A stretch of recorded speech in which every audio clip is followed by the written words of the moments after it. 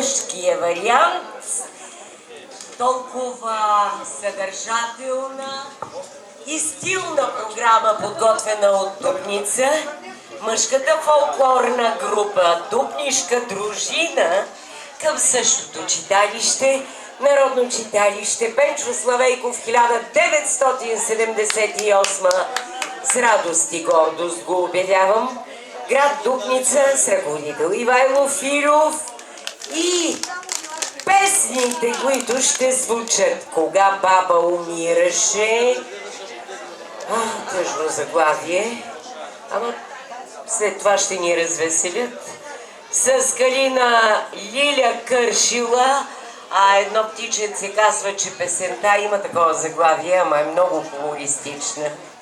Хайде, играйте с тях, веселете се, дупнишките мъже са на вашето внимание, а девойките са подредили там да заиграят. Музика!